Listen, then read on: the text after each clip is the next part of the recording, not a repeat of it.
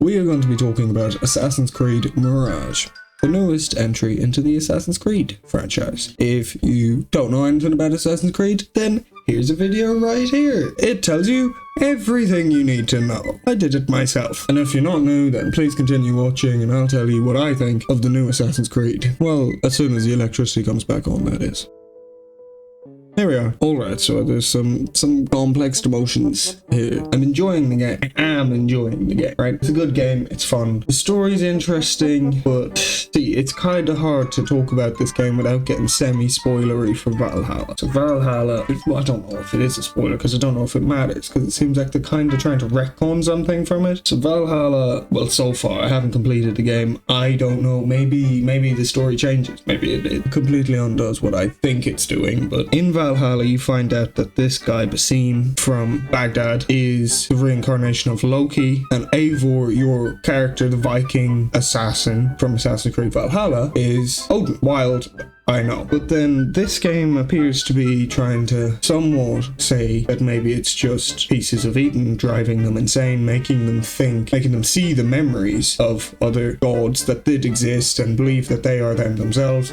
I don't know. Maybe I'm talking out of my ass. Maybe it's just I picked up on something that somebody else didn't. I don't know, but it seemed like an awfully brave move to be including Norse mythology and stuff like that into it, and then in the next game kind of seemingly change your mind, especially given that it's got to have consequences, right? The ending of the game. I won't go into details because I don't want to spoil it, but you know, I've already spoiled it enough. However, that game was so long, I don't think any of you are ever going to get to the end of it because it's pointless. Why would you? This game, however, is very different. This game started off as DLC for AC Valhalla, if I'm not mistaken. It started off as an expansion pass for AC Valhalla that you'd be playing as Basim and you'd be in Baghdad. And I was unaware of this until days before release. I was getting hyped and I heard that, and I was worried. But then I saw the price, and the price tag was a lot lower than a lot of games these days. You should look for it yourself. I think you'd be surprised. It's a lot lower than you'd anticipate from an Assassin's Creed, especially a new entry in the Assassin's Creed series. And for the most part, this game is a return to form for the Assassin's Creed franchise. Very much an Ezio style game, an Altair style game, where you're more focused on parkour and assassination, sneaking around, stealth, not rolling Cassandra, Greek goddess, or Viking, or any of that RPG type of element. But there's an unmistakable feel from the RPG games still present in Assassin's Creed Mirage. I wish there wasn't. Honestly, I kind of wish they went back to the original controls. They'd gone back to not necessarily the original, but a more reminiscent of the original, because the controls are almost identical to the RPG games.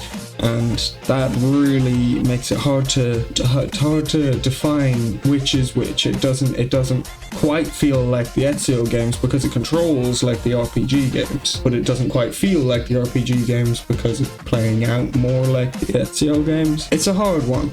It is a hard one. However, once I started getting into the game and really into it, I was enjoying it. I was really enjoying it. It's fun, it's good, it's nice to see them return to form. It feels better to just be playing an Assassin's Creed, and it is what it is. It does what it says on the tin. It's Assassin's Creed. However, I've played quite a bit, a good few hours, but then again, not too many hours, not too long. And I've already maxed out my tool belt. I've already upgraded my armor full. I've already got all of the mystery artifacts and special collectibles. So I'm really wondering how long this game is going to be. It seems to be a lot shorter of an experience, but also a lot more of a defined experience, a lot more of a polished piece in a shorter amount of time, but perhaps a better story. And honestly, I'm glad to see it. It's very clearly inspired by an AC Revelation style game, and I think that's the right direction for the Assassin's Creed series to go. I think there's going to need to be a little bit of a shift. Something needs to change. I don't know whether it's the graphics or the controls or what, the engine, who knows. Something does need to change if they want people to really buy into the fact that the Assassin's Creed games are worth playing again. Because a lot of people fell off with Valhalla. It was too much, it was too long, it was too boring. They overstayed their welcome, and people didn't want to spend time in the world anymore. Assassin's Creed Mirage might be good enough to bring some people back, but I don't think it's good enough to bring all of them back, or bring in too many new people. I retain hope for the Hex projects, the Feudal Japan project, and the future of the Assassin's Creed series. I'm enjoying Assassin's Creed Mirage, don't get me wrong, it seems a little negative, it does, but I am enjoying it, I am having fun. A couple of bugs here and there, but that's, you know, what happens when you buy a game day one, or when you pre-order it and have it already downloaded. But all in all, it's been a very good couple of weeks for video games with the Cyberpunk 2.0 update, Assassin's Creed Mirage. Soon comes the Spider-Man 2 on PS5, October 20th. I'm very excited for that, and honestly it just feels like Assassin's Creed Mirage is